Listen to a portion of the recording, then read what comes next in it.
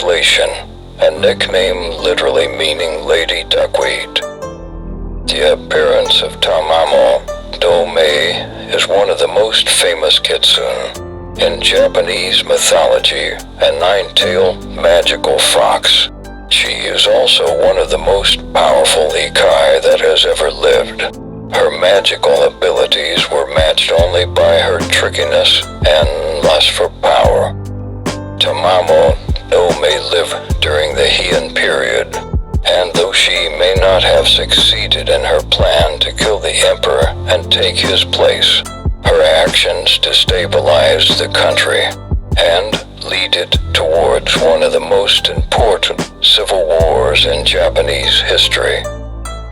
For that reason, Tamamo is considered one of the Nihon Sandaihaku Yokai, the three terrible Yokai of Japan. The origin of Tamamo appears in numerous texts and has been a popular subject throughout Japanese history.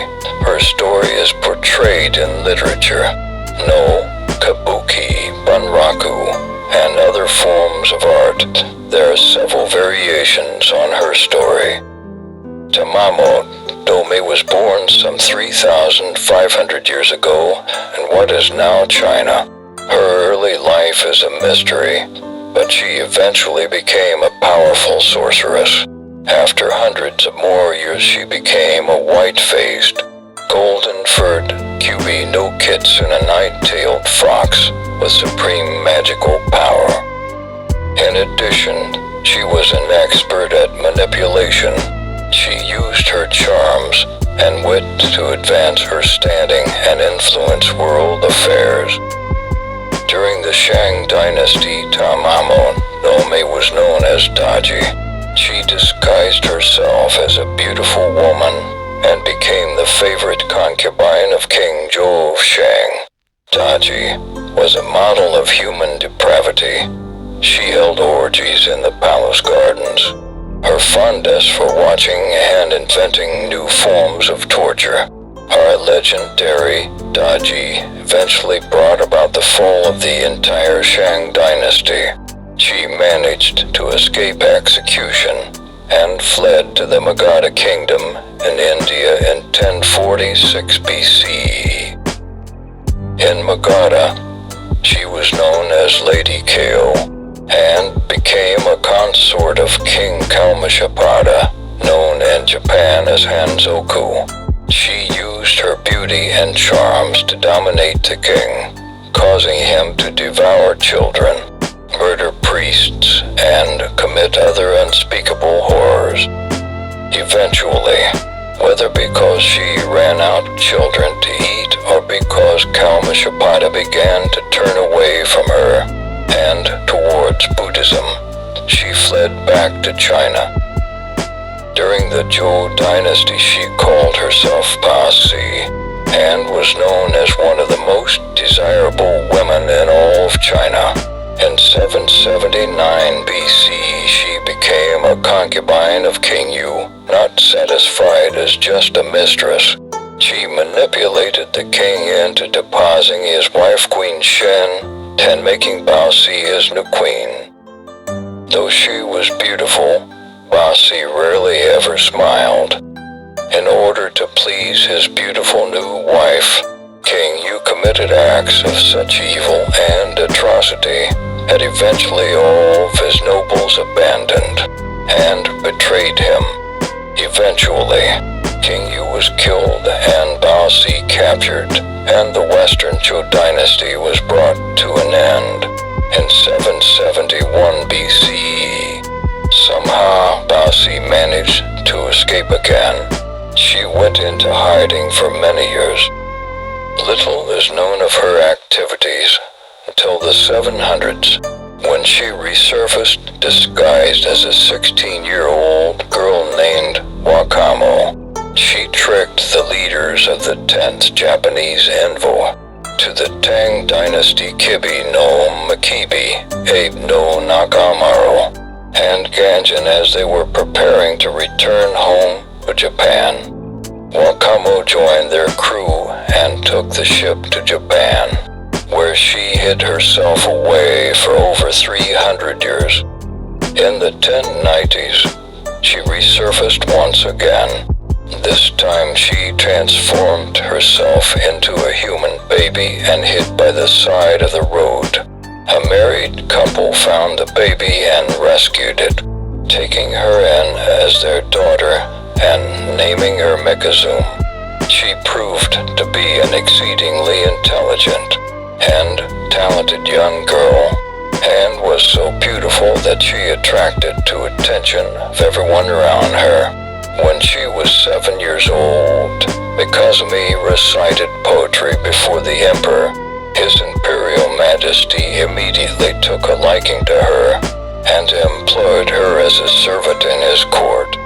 Mikazumi excelled at court, absorbing knowledge like a sponge.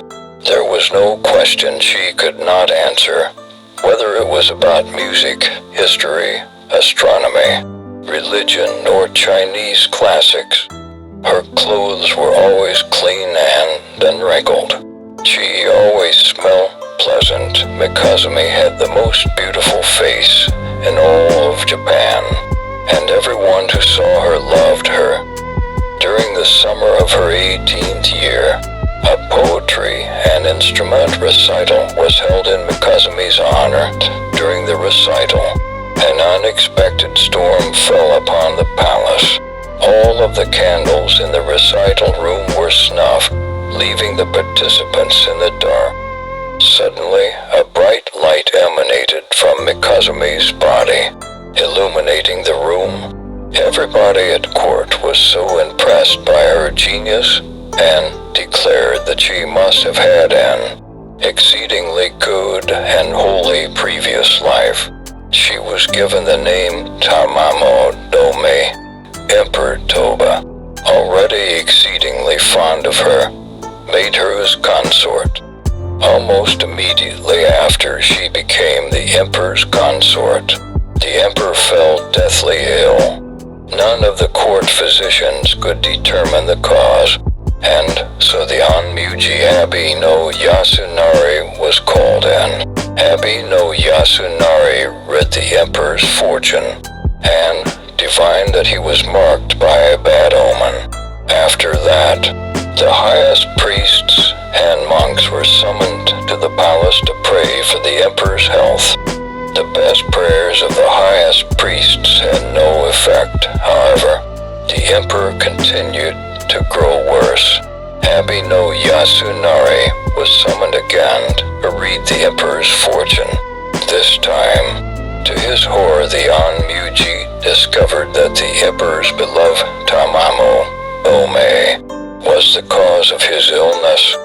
She was a Kitsune in disguise and was shortening the emperor's lifespan in order to take over as ruler of Japan. Emperor Toba was reluctant to believe the diviner's words, but agreed to test Tamamo Dome just to be sure. To save the emperor's life, Abbey no Yasunari prepared the Teisenfoken no Sai, the most secret and most powerful spell known on Meodu. Tamamo no Mai was ordered to perform part of the ritual. They reasoned that an evil spirit would not be able to participate in such a holy ritual, though she was reluctant to participate. The emperor's ministers persuaded her. They told her that it would increase her standing and admiration among the court. She had little choice but to accept. When the ritual was performed, Tamamo no Mai dressed even more beautifully than normal. She recited the holy words as expected and played her part extremely well. But just as she prepared to wave the ceremonial staff, she vanished. Abbey no Yasunari's divination does confirm the court flew into an uproar.